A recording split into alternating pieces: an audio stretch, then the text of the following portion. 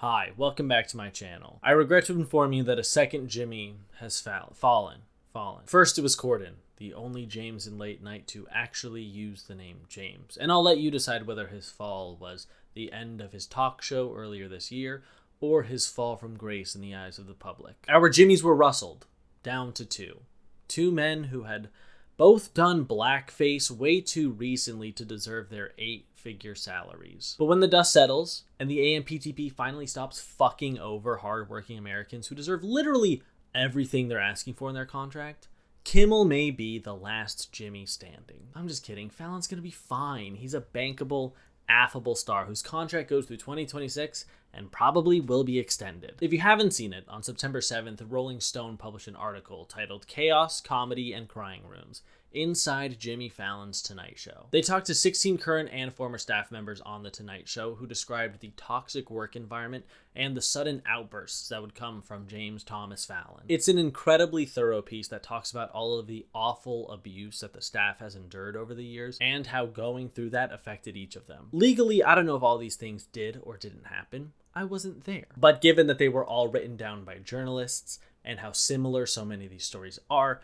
I do feel comfortable repeating them in this video for you. Okay, let's get into it. Former employees described The Tonight Show as a tense and pretty glum atmosphere, with some alleging they were belittled and intimidated by their bosses, including Fallon himself.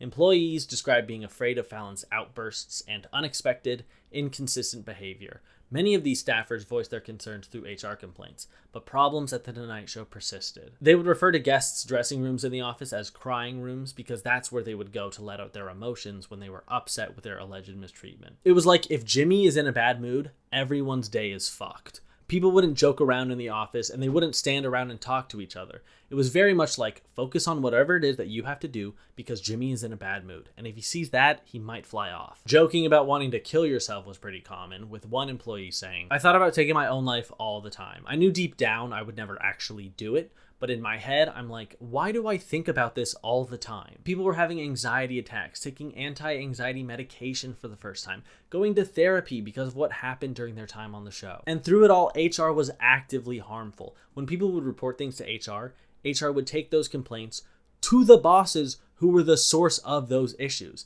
so that those bosses could take out those complaints on the people who were talking to HR. There were also reports of Jimmy showing up to work drunk, or that his mood would be dictated by how hungover he was that day. Maybe the most damning piece of this article is that they contacted 80 people who either worked or currently work, and I say that with a giant writer's strike size grain of salt. Again, fuck the AMPTP, solidarity forever. And not a single one of them would say a positive thing about working there, nor would any of them speak on the record about it. 80 people with nothing nice to say about working somewhere. Those are Amazon warehouse numbers, except people will openly talk about how shitty it is to be in an Amazon warehouse. If this all sounds like the allegations against Ellen DeGeneres or James Corden, you're right. It does. Watch this. And even though a lot of this doesn't directly have to do with Fallon doing something, I feel like there's almost no way he didn't know this was happening. Overall, the theme is that, like,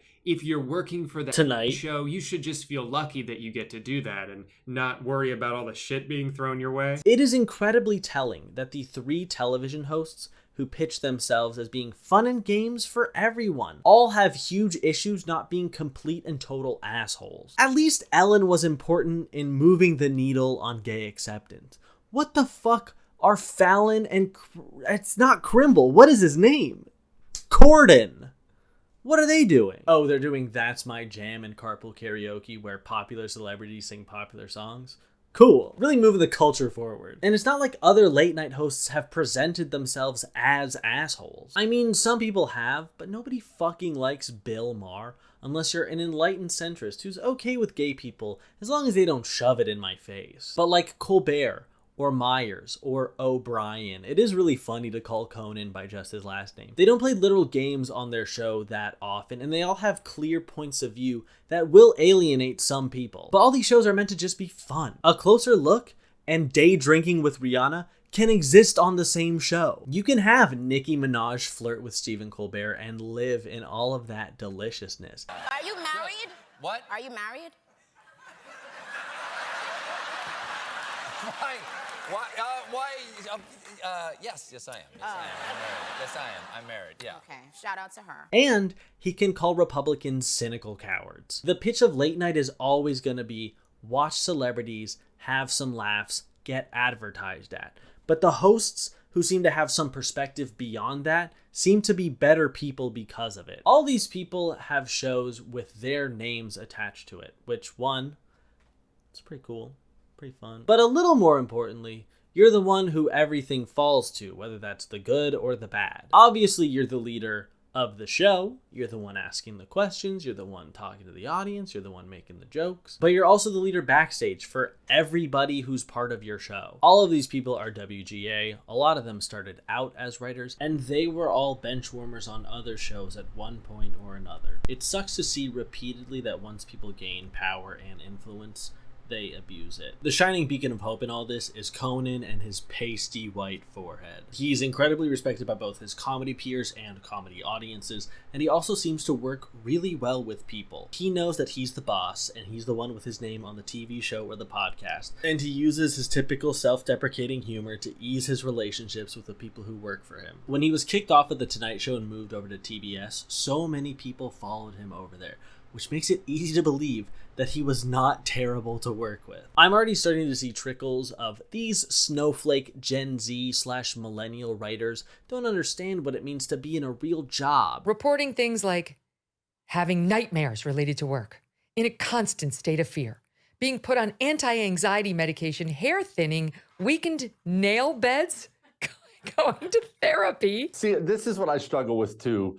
And are we dealing with somebody who's an actual jerk, or are we dealing with this new generation? People need to toughen up. Your workplace is not your nana's lap. They're not there to make you feel good. They're there to make the consumer feel good. Because the allegations are less aggressively terrible than some of the other ones we've seen, and the article focuses a lot on people's mental health, which isn't real. Health is for body parts, like, ooh, ow, I cut my finger chopping vegetables.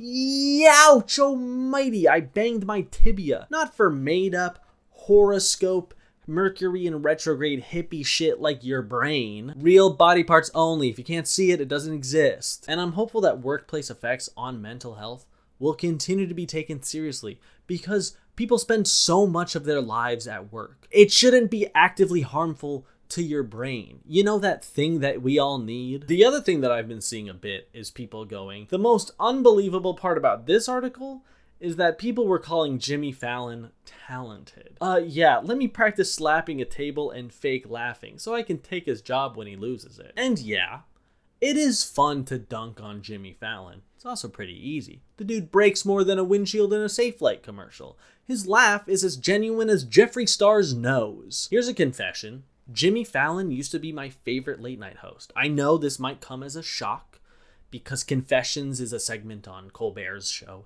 and this is about Jimmy, but stick with me. When he took over The Late Show in 2009, I was just starting to watch late night comedy both on TV and on YouTube, where clips from his show and others would regularly be posted illegally. This was years before late night TV embraced the internet and became the online clips factory that we know it as today. And as someone who didn't know of that many celebrities, so I didn't really care that much about the celebrity interviews part, Jimmy's The Late Show was a great talk show for this kid to watch. His Tonight Show is the one that has a kids spin-off. I don't think anyone would disagree that Jimmy is the most childlike of the late night hosts, and he's silly and loves incorporating music and the internet into his show. Plus, he was in the later slot on NBC. Stakes were lower. Eventually, I found my way to Craig Ferguson and Jon Stewart and Conan O'Brien, but Jimmy will always be the one who was my gateway to late night. I think it's a little too early to talk about Jimmy's late night legacy. Again, he's got a few more years before he's gone.